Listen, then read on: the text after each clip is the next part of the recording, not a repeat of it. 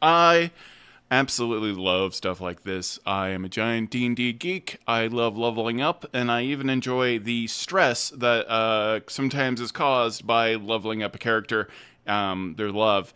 Indecisions that can happen because, you make these choices and then they're permanent. Getting to level 4 is huge. So I want to kind of go over my notes real quick. I'm going to kind of give my thoughts and feedback as to how they're leveling up. But one of the most important things that I really love about this is the narrative focused way that people are leveling up. So you may be familiar, there's XP that you can get, there's leveling up through milestones. And mostly, a lot of dungeon masters I know and game masters use milestones. That's not what this is. This is finding a narrative focused moment that explains why you got a spell or why you got a feat and why you leveled up. This can happen because you went and tried to learn a new trade. You were training or something like that. You went to a laboratory and trying to learn new spells. You researched. Or you could be right in the middle of combat and Brennan and Mulligan will have one of them level up when they want to. So they can decide, like they could be in the middle of combat and then boom, I'm level 4. So they've already done the work for the math rocks of everything in terms of like, hey, this is what your hit points are. Be sure to know what your proficiency bonus increases. Things like that. That's all being handled ahead of time. But ultimately, they still need to decide amongst a certain couple of spells they may potentially want to learn and a couple of feats that they may want to learn. And those will all be narratively driven. So if Travis mentioned possibly wanting to take the Shield Master feat, well, that would have him having moments with a shield that made that make sense, right? Like he's been training with the shield, and then boom, he levels up, and he's got the Shield Master feat. Now he's actually moved away from that. He's going towards the Protection feat, which is a fighter thing. Fighter, paladin, melee classes, and we'll get into all of that. So I'm going to do a brief rundown of everything that kind of was talked about in the video that just came out from Critical Role about their level ups. And then we're going to get into some of the crunchy mechanics of all of it, which I think will be really fun. So let's go ahead and dive in. I'm going to find my notes first. So let me get that up. I do love this idea. I'm definitely going to steal it for my table moving forward for when people level up. All right. Let's go ahead and break it down. So Travis is continuing to be a paladin in campaign 4, and Laura is continuing to play a rogue. Robbie's still going to be a ranger. Tyranny's still going to be a warlock, and Sam's still going to be a sorcerer. So we didn't see any deviation really on the table as to what the next level ups are going to be, which was a little surprising. I'm not surprised that no one dipped into cleric because gods are still off the table for this particular campaign, so I don't think that's a huge shock. So Tyranny is still going full warlock. Sam's still sorcerer. Travis is looking at a couple of feats. He initially said Shieldmaster, Tough, and Crusher. I love Shieldmaster. Shieldmaster is a lot of fun. You can do things like Shield Bash and a couple other things that I have a pusher build based off this feat. Crusher is really strong if you're using a bludgeoning weapon all the time. There's some really nice advantages to that, and it's also another push feat.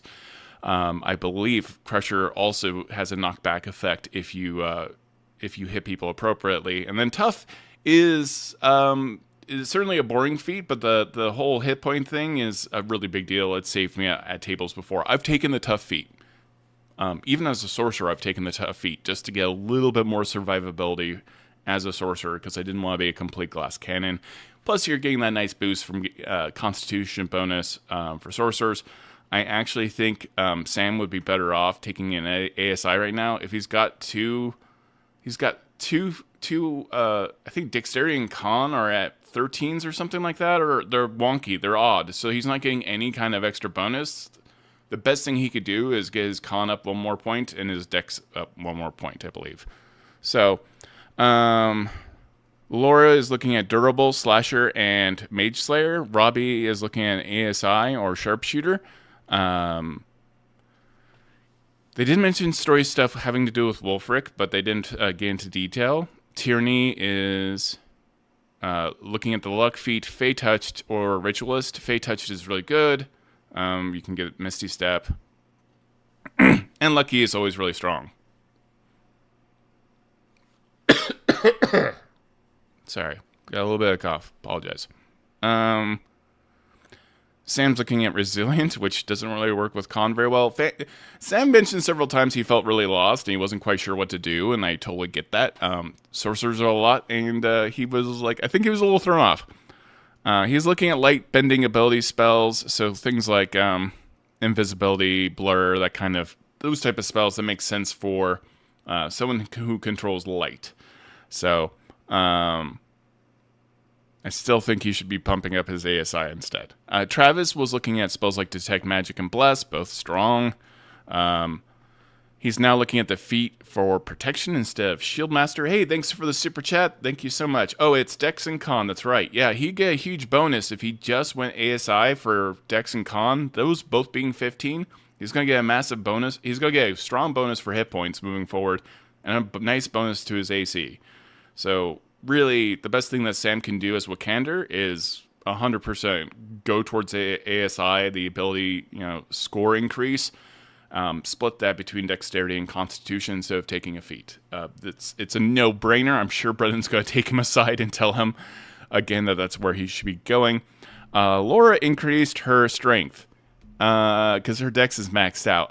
It's not going to really matter. I mean, certainly it's a 33% increase. But I don't know. When your strength is so far in the negative, I would have just added points to any other stat other than strength. But I get it. A -4 is horrible. So a -3 is a marked improvement, and that might become very important in the future. So I get it. Kattigan was looking at the spells Jump, Detect Poison, Detect Disease, all really handy stuff, especially in a campaign like that. So for people asking in chat, yeah, I didn't see it in Beacon either, and it was this video where they level up was a little bit delayed and was on even YouTube, so I'm not quite sure what went wrong. Tyranny was looking at Infestation, which is always fun with the bugs. Mind Sliver is a really, really, really, really strong cantrip. I always love using. You don't go home without Mind Sliver. Magic Stone is kind of fun. Also looking at the Enthrall ability, which very much makes sense for Tyranny, and then Mind Spike is on theme as well, and Mind Spike's pretty strong as well. Sam's also looking at Warcaster, but really he should be going for the ASI because he's not having a whole bunch of concentration issues, and he does not have a lot of concentration spells. So for those who are asking in chat, the level up video of theirs is on YouTube right now for Critical Role. It does not appear because everyone's saying in chat that it's not up on Beacon yet. I'm not quite sure why. But the YouTube video is Sliver. Yeah. Not Silver. Sam's also looking at... so basically what Brennan was talking about in these instances moving forward in the campaign is that there's going to be an emotional reason why they get these feats, why they get these level ups, whether it's research or they're in the middle of combat. They can just instantly pop up and be ready to go in the middle of the campaign, which I think is really great. We did get a super chat, so I want to hunt that one down real quick. Yeah, thank you so much, Saft911, for the $2 super chat, and also for mentioning that it's Dexterity and Con. Thank you so much. Yeah, that's a no-brainer when it comes to doing an ASI. So that would probably be the thing that benefits Wikander the most right now. I'm gonna move to Protection. Protection's really fun. I'm gonna move over here.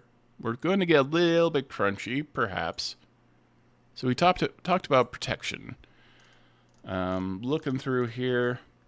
So Lucky is... well, let's talk about Tyranny. Luck, everyone probably is pretty familiar with the Luck fee at this point. Anyone who's known a Sam character before. This is something where if you have a D20 test, you can spend one of your luck points and give yourself essentially a reroll or I mean, give yourself advantage, or give another creature disadvantage if they have an attack roll against you. This is really handy. I think this is a really strong thing for a warlock to have, or a character like Tyranny, for sure. I think that's pretty strong. Tough feat is pretty basic. You just get a straight up increase for your hit point for every single level that you have. You get 2 additional hit points. This can be really, really helpful if you're a glass cannon and maybe you've run out of feats to actually acquire. I've used actually tough for my sorcerer, and it's saved him. Especially because I also get additional hit points by having a high con. It's not bad. So I think Travis was looking at protection over Shield Master.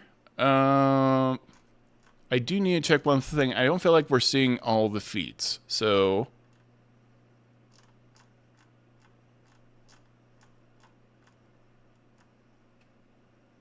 he was looking at protection. Let me hunt down protection right now. Protection is really fun. When a creature you can see attacks a target that is not you, this is a great paladin feat. Within 5 feet of you, you can take a reaction to interpose your shield if you're holding one. You impose disadvantage on the triggering attack roll and all other attack rolls against that target until the start of your next turn if you remain within 5 feet of the target. I love this. I love being a tank. I love doing protection stuff like this. I think tanking is one of the most fun things to do in D&D. And as my friend James Wyatt, who works at D&D, once said, the fun thing about being a tank is you actually have kind of 2 turns. The turn where you get hit and the turn where you protect someone. I mean, the turn where you attack and the turn where you protect someone or get hit yourself. And so it's very gratifying in kind of a narrative way. It's almost... as you know, a tank is a really fun thing to do, and it's a good thing for your party. But also, if you have a big ego, you're going to get a lot of attention as a tank. I played Armor Artificer. They are fantastic tanks, and I spent 90% of my time in some giant monster's mouth because I kept on egging them on and using different abilities to make sure I was the one getting attacked, and it was absolutely hilarious. We got a new super chat again from Saft911. Thank you so much for the super chat. If you go to feats in the material you own, you can get to that page. Yeah, I'm on that page already. It'll show you all the feats you have access to on D&D Beyond. I'm keeping this to the 2024 core rules because I have access to basically all the feats on D&D Beyond, and it will become a nightmare to navigate. It's a lot of feats. So Cassius says they appear to be ignoring that. What are they ignoring? Yeah, the fighting style feat. I'm not quite sure what's going on there, because it is a fighting style feat. What are the rules? I'm a little hazy right now. These feats are in the fighting style category. They're either ignoring it, or it wasn't top of mind because no, paladins get access to the fighting style feat. Yeah, they do. I know they do. Yeah, so that makes sense for paladins. Let's see what else. Okay. What other feats were they looking at? I'm gonna go back. Got Warcaster. So Warcaster is one of the things that Sam was looking at. Again, he should probably be doing an ASI. He can increase like his intelligence, wisdom, or charisma by 1. All of these are what we call half feats, where they kind of give you a boost to one of your ability score improvements, but also you get these nice little things. So he would get advantage on his Constitution saving throws, which doesn't really matter because Sam doesn't have concentration-based spells, really. Yeah, Sam Sam needs to be just grab him as a spell, mage armor or something. He is going to die. He's definitely already been brought pretty low in terms of his hit points. Reactive spell is kind of fun because you are able to cast a spell as a attack of opportunity if that occurs. but you're not really getting a lot of advantage from the concentration the other half of this feat. So, and I don't know how reactive Wickander. It doesn't make sense. I don't think Warcaster necessarily makes sense for who Wickander is at this moment. That's just my 2 cents on all that. But we've already looked at Shieldmaster. Oh, no, we didn't look at Shieldmaster, but I do love Shieldmaster. And this is one of the other feats that Travis was looking at, but he decided to get protection instead. You increase your strength by 1 to a maximum of 20. Shield Bash. Love this. If you attack a creature within 5 feet of you, as part of the attack, when you hit with a melee weapon, you can immediately bash the target with your shield if it's equipped, forcing them to make a strength saving throw. I'm only bummed that there's a strength saving throw. The DC is 8 plus your strength modifier and plus your proficiency bonus. On a failed save, you push them 5 feet. Or you can give them the prone condition as well, your choice. Pretty great. Interposed shield, which is not unlike protection, if you're subjected to an effect... Oh, no, this is different, sorry. Interposed shield is really great for... It's basically kind of giving you a roguelike ability. If you're subjected to an effect that allows you to make a dexterity saving throw, you take only half damage. You can take a reaction to take no damage instead if you succeed on that saving throw. So I'll repeat it. If you're subjected to an effect that allows you to make a dexterity saving throw, like fire, like a dragon breathing fire on you, and if you make a dexterity saving throw where you would take half damage, you can use your reaction to take 0 damage of any kind. So that's pretty huge. Looking at super chats coming down, Sam should take invisibility or mage armor. I completely agree. I think him becoming invisible would probably be beneficial to the entire group. It's on theme. And mage armor just so he doesn't die. We've got another, member for 1 month, rolling with advantage. Look at me accomplishing something by showing up. Nice. And thank you, SAF911, for joining the Roll with Advantage group. Thank you. That's awesome. So I love Shieldmaster. I think it's an excellent choice, and it doesn't protect some other people, but I love anytime you can negate all damage from an area of effect, like a fireball or something like that, or a lightning bolt. That's massive. So, what other did we hear? Didn't hear Telekinetic. We went over Warcaster. Oh, Fey Touch was brought up.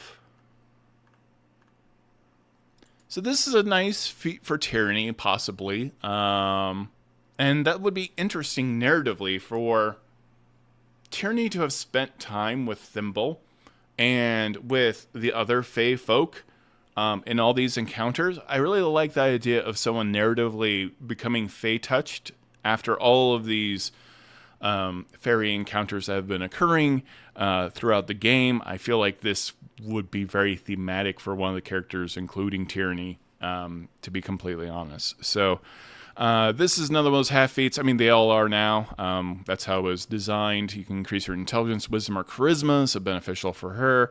And then also they will have they can grab one spell from either divination or the enchantment school of magic. You always have access to that spell, and they also have access to Misty Step. Misty Step's huge. It can be a lifesaver. You can be imprisoned behind bars. It's line of sight, so even if you're shackled or something like that, or if you're in a cage, you can Misty Step right out of it. You might have actually done that in Baldur's Gate 3 if you play Baldur's Gate 3.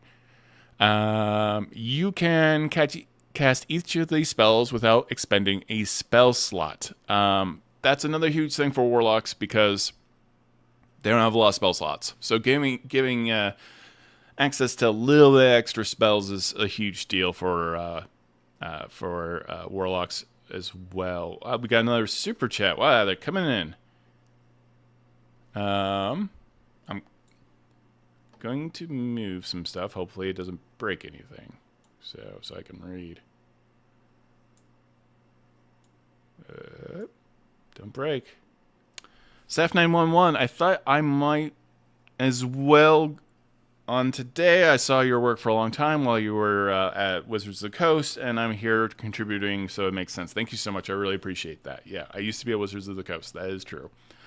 until fairly recently, about 4 months ago, or God, we might be approaching 6 months. So Fey Touched, really, it's a good choice, and it might be the choice that I would actually go with. I don't think we mentioned Durable. Let me look at my notes. What else did we look at? Lucky was good. Ritualist. Yeah, I haven't looked at Ritualist in a minute for sure. Oh yeah, Crusher. Let's look at Crusher, which is another one that Travis was also considering. So this is See, this is another one of those push feats. I'm gonna actually release a build that is all push stuff. It's all different feats and abilities that allow you to push a target around. So this is really nice. You can increase your strength or your constitution by 1 to a maximum of 20. Push. Once per turn, when you hit a creature with an attack that deals bludgeoning damage, you can move it 5 feet to an unoccupied space if the target is no more than one size larger than you. There is no saving throw, like the Shield Bash that comes with the Shield Master feat. So if you hit them, you can do this. That's huge. Enhanced Critical. When you score a critical hit that deals bludgeoning damage to a creature, the attack roll against the creature has advantage until the start of its next turn. Attack rolls. Crusher is a nasty, nasty bit of business. It's a really strong feat. I really recommend it. Great for a push build. I have a character who is a Battle Master. Yeah, definitely about a Goliath Battle Master with a shield and a Warhammer and all of the abilities, which all stack, by the way. I think I can push someone in one turn about 60 or 70 feet. Might even be 80 feet. It's an insane amount of space that you can move them around, if possible, if you want to. Let's see, what else do you look at? Charger is fun as well, but they didn't bring that up. I don't think... Oh, Robbie was looking at Sharpshooter. Sharpshooter has changed quite a bit. It had to be nerfed. It was one of those feats that was just broken. It was too powerful. And the kind of the rule of design, and I know a lot of people complained about this. The rule about design, if something's too good, you shouldn't be using it. If it's like not a choice, you have to do this thing because it's the thing that makes the most sense. That's not actually great game design. So Sharpshooter right here, you get a dexterity increase by 1. You can bypass cover, half cover, 3/4 cover. That's pretty great. Firing and melee is nice that this is part of this. So you don't get disadvantage if someone's within 5 feet of you and you're shooting a longbow, which is super important. And then long shots. Attacking at long range does not impose disadvantage on your attack rolls anymore. It's definitely not as fun as it used to be, and that's just kind of how it goes. Taking that, there used to be that Sharpshooter was you took a -5 on your attack roll and you got 10 extra damage, and it was just completely broken. Yeah. Everyone, you can watch that level up session on Critical Role's official YouTube channel. I keep on hearing that it is not on Beacon, and I get that. I'm not quite sure what's going on there.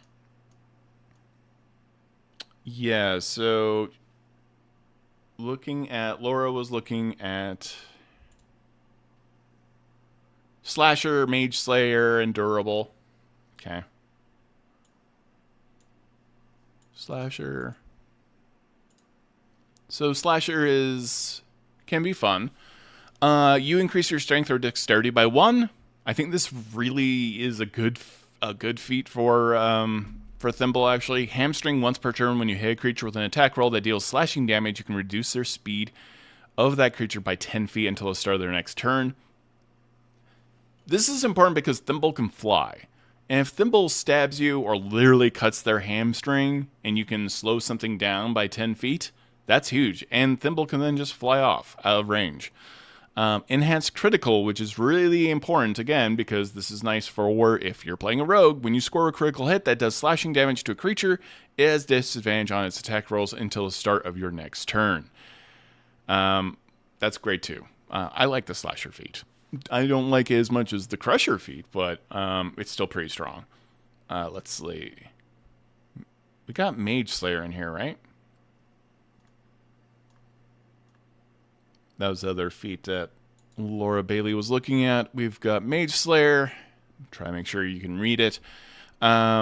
You increase your strength or dexterity by 1. Concentration Breaker. When you damage a creature that is concentrating, it has disadvantage on the saving throw when it makes to maintain concentration. This is pretty clutch for Thimble to be using, especially Thimble's just general experience. I think it's good. Guarded Mind. If you fail an Intelligence, Wisdom, or Charisma saving throw, you can cause yourself to succeed instead. Pretty huge. Once you use this buff, you can't use it until a short or long rest. That's clutch. Cassius 335 with a £2 super chat. Show is on Beacon, just far down the main page. Gotcha. Okay, that explains the confusion. Have we gone over everything? Probably not.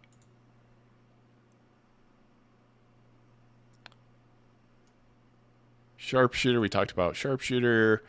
There's going to be some narrative stuff going on with Wulfric when Wulfric also levels up. We talked about Fey Touched. We haven't looked at Ritualist, but it's pretty straightforward.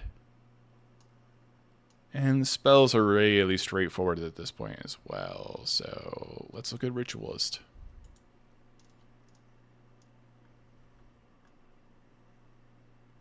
I think Ritual Caster is what Tyranny, what they meant.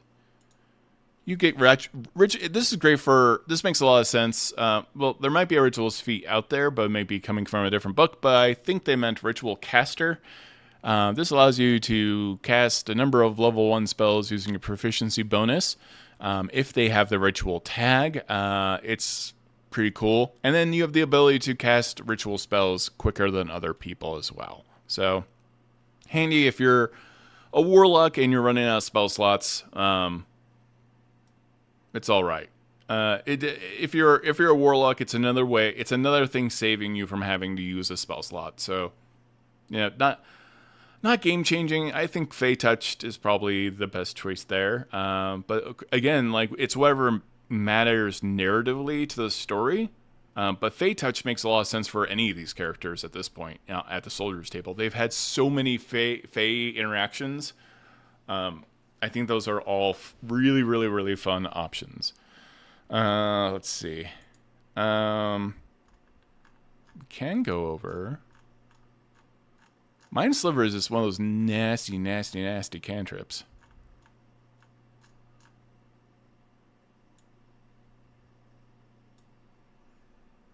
Well, let's do this.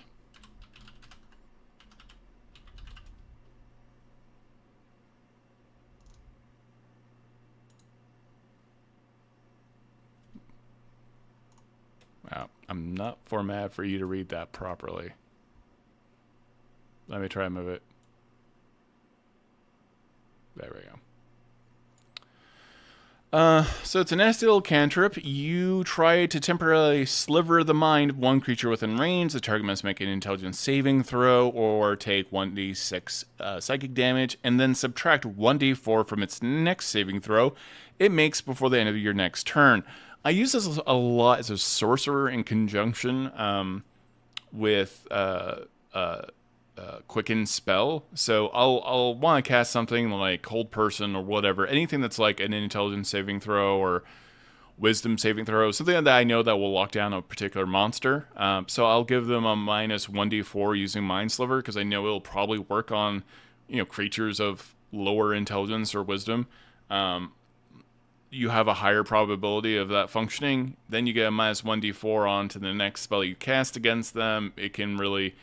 Those minus 1d4s are pretty nasty. And then on top of that, you've got things like, imposing disadvantage with luck and stuff like that. You're running out of reactions at that point, though. And you also have the minus 1d4 that you can apply as a wild magic sorcerer. I've completely murdered monsters left and right by stacking Mind Sliver with other abilities, with other spells using Quicken Spell, and then abilities that also, give them disadvantage or a negative modifier. So it can be pretty huge really fast. It's probably, next to Eldritch Blast, the nastiest cantrip, I think, in the game. But that's my personal opinion. So it depends on what you're looking for. What is a spell? Mind Spike was also an interesting choice. Mind Spike is fun.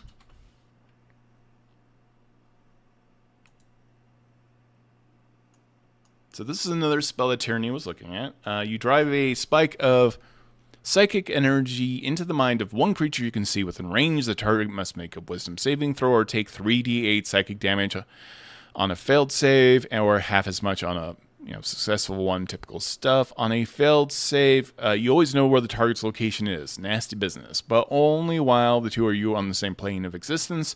While you have this knowledge, the target cannot become hidden from you. And if it has the invisible condition, it gains no benefit from that condition against you. So Mind Spike's pretty nasty. It's a spell I like. It's a concentration spell. So it may get dropped eventually, depending if you're in combat or not. But if you're tracking and hunting someone, it can become very important very quickly. So pretty great.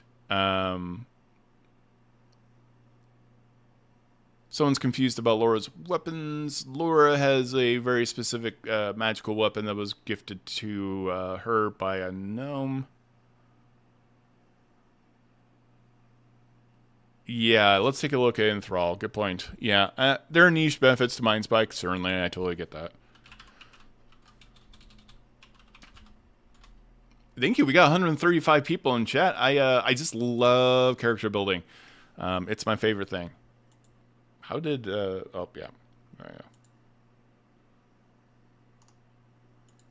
So, Enthrall. Level 2 enchantment. You weave distracting string of words causing creatures of your choice that you can see within range to make a wisdom saving throw. Any creature you or your companions are fighting automatically succeeds on this save. On a failed save, the target has a -10 penalty to wisdom perception checks and passive perception until the spells end. That's pretty nasty stuff.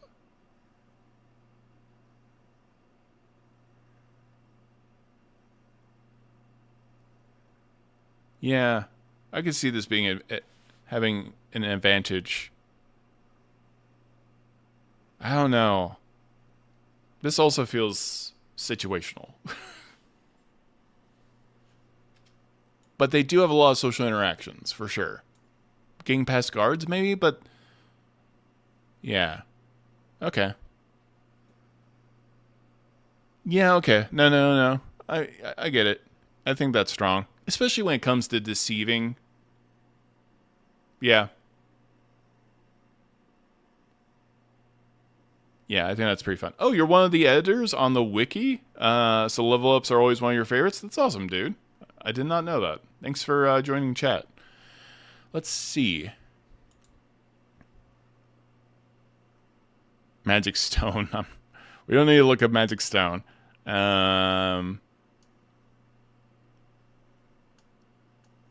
Bless is huge. You're giving your 3 members of your party a possible 1d4 when they have to make a saving throw or a check. That's huge.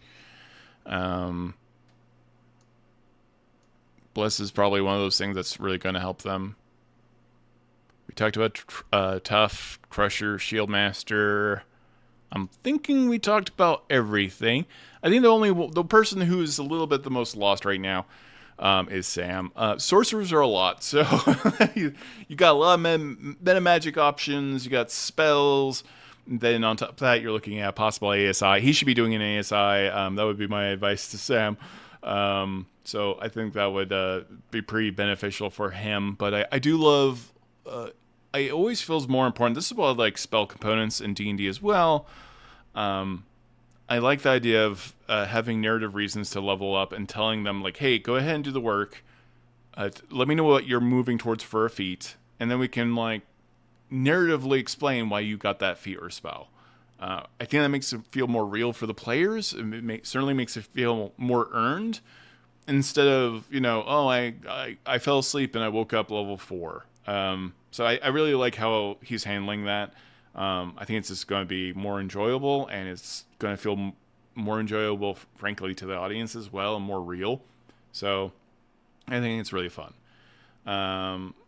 Sorcerers already start with a proficiency in Constitution, so the Warcaster is okay. It's not a bad thing, but Candor doesn't really seem to be being very scrappy or needing a reaction to cast a spell right now, but that could potentially change. So he should do the plus. Yep, plus. Wikander should probably get an ASI of +1 to Constitution, +1 to Dexterity, and Mage Armor, and then his AC will have a dramatic increase. 100%, comrade. Warmers or Warners, it's hard to tell. So yeah, that's kind of the gist of the video that they just released. I think it's really fun, and I'm looking forward to the narrative reasons that people potentially choose those feats or their ASIs. Sam's got more work to do on his character. We know that Wulfric is going to have some kind of narrative-driven reason for why Wulfric actually increases in level as well. And it's another good example of good dungeon mastering. Sometimes I wish Critical Role would have a game mastering tutorial class, but they're already making an entire show, so that's fine. There is a Dungeon Master University that's out there right now that is actually happening next month.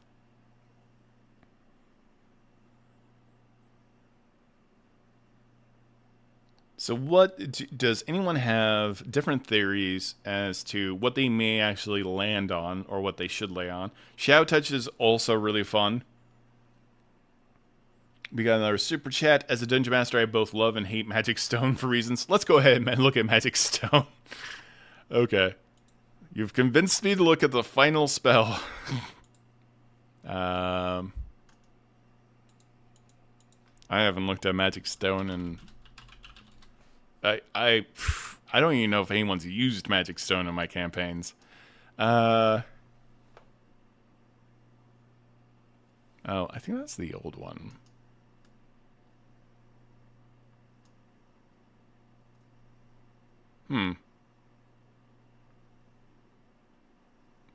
I don't know if it was included in the player's handbook.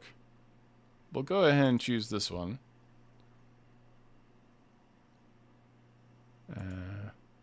Weird that the format changed. 1 second. You touch 1 to 3 pebbles, imbuing them with magic. You or someone else can make a ranged spell attack with one of the pebbles by throwing it and hurling it with a sling. If thrown, the pebble has a range of 60 feet, which is ridiculous. If someone else attacks with a pebble, the attacker adds the attacker adds your spell casting ability modifier, not the attacker's, to the attack roll on a hit. Right. The target takes bludgeoning damage equal to 1d6 plus your spell casting modifier, whether the attack hits or misses. Then the spell ends on the stone. If you can cast this again. Yeah, it's a weird. Magic Stone is weird. So it's a weird spell. It's fun, tossing rocks, but you should be tossing Eldritch Blast, I think. So, yeah, I think Travis will go the Protector route. I think Laura going Slasher would be really good as well. I don't disagree. And then I think Brennan is pushing Sam towards any ASI for sure.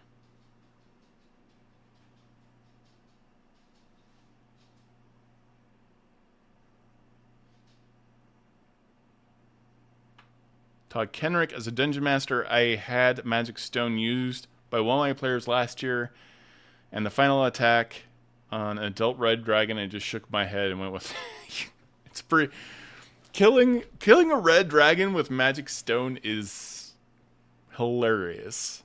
You just gotta go with it, man. Hey, Smaug got taken down by a single black arrow because he was missing a patch. So maybe the red dragon was a little soft right there. In his skull. Subtle spell is handy for sorcerers. 100% careful spell is handy. Twinning is different now. I tend to go for Quicken. Well, that's about it, guys. Any other thoughts, theories? I actually really enjoy that they include this little mini video, and then we've got the main show tomorrow. I'll do I always do a pre-show right ahead of the show. So tune into that. It's about 2 hours before, so it's like 5 p.m. Pacific time tomorrow. I'll be streaming, giving kind of a brief overview of the events of the last game. Probably talking a little bit about this as well as I kind of think about the choices that they made today. And then we do a recap on Fridays of Critical Role as well. Yeah, that's so. There's a lot of Critical Role coverage on this channel. I've been interviewing and talking to the cast for more than 8 years now. I was in the building when Campaign 1 ramped up. That was a very emotional day.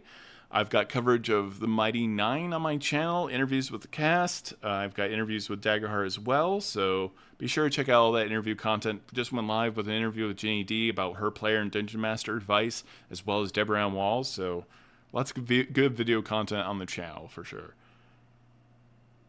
Todd, the other two tables have multi-classers each.